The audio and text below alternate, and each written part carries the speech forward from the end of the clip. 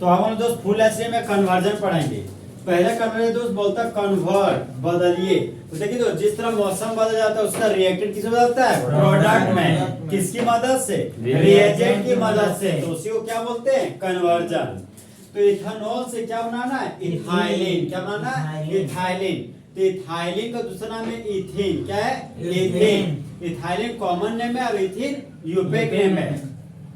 तो सबसे पहले इन दोनों का स्ट्रक्चरल फॉर्मूला बनाएंगे, फिर इसका कन्वर्जन बनाएंगे। तो इथेनॉल बनाते हैं। इथ का मतलब दो कार्बन, यहाँ पर डाल दिए दो कार्बन। एन का मतलब सिंगल बॉन्ड, ओल का मतलब अल्कोहल, तो यहाँ अल्कोहल डाल दिए। अब कार्बन का हाइड्रोजन भर दो, तो ये हो गया CH3।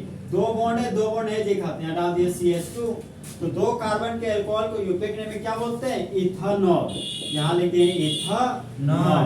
तो देखिए दोस्त, जब हम लोग इथेनॉल का रिएक्शन कोका H2SO4 के साथ करते हैं, कितना टेम्परेचर पर?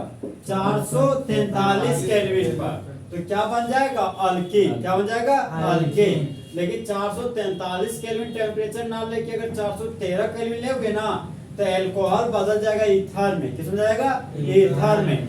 तो अभी 443 केल्विन लेंगे तो होने वाला रिएक्शन एलिमिनेशन रिएक्शन। कैसे रिएक्शन दोस्त? Elimination reaction. और एलिमिनेशन रिएक्शन क्या बनेगा? अल्कीन। और टेम्परेचर 413 केल्विन लेंगे तो अल्कोहल किस में बदल जाएगा? ईथर में।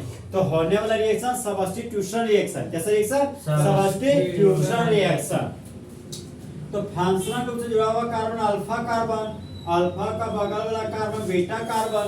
तो कुछ लेना है, अल्फा से ले लेंगे OH और बीटा से ले लेंगे हाइड्रोजन।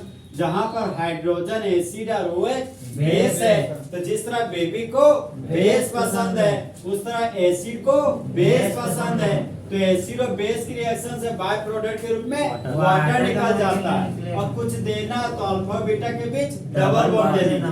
बीटा से हाइड्रोजन भागा तो क्या बचा? CH2। यहाँ पर लिख दिए CH2। सिंगल बॉन्ड था तो छूछे सिंगल बॉन्ड डाल दिए। अल्फा से OH भाग गया, बच गया छूछे CH2। यहाँ पर छूछे CH2 डाल दिए। अल्फा और बीटा के बीच डबल बॉन्ड डालेंगे, यहाँ पर हो गया डबल बॉन्ड। तो दो कार्बन के लिए रूट वर्ड हो गया ईथ, डबल बॉन्ड के लिए ईथ। इस कंपाउंड का यूपिक नेम हो गया इथेन और कॉमन नेम क्या हो गया? इथाइलिन। ये हो गया हमारा दोस्त इथाइलिन। ओके, हाँ। तो इथेनॉल किसमें बदल गया? इथाइलिन में। कौन से रिएजेंट की मदद से? Coca H2SO4। कितना टेम्परेचर लिए? 443 केल्विन।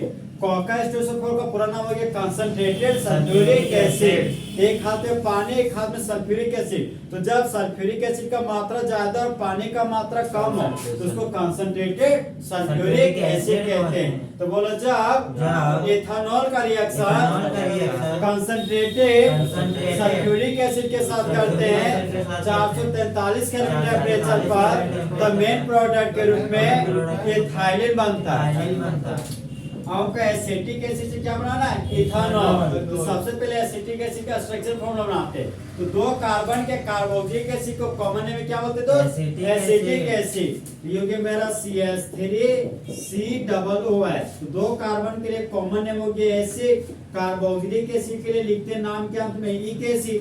दो कार्बन के कार्बोक्सिलिक एसिड को बोलते हैं एसिटिक एसिड और यूपिक नेम क्या हो जाएगा? Ethanoic acid. दो कार्बन के लिए सिंगल बॉन्ड के लिए कार्बोक्सिलिक एसिड के लिए ओइक एसिड, तो यूपिक नेम हो गया इथेनोइक एसिड।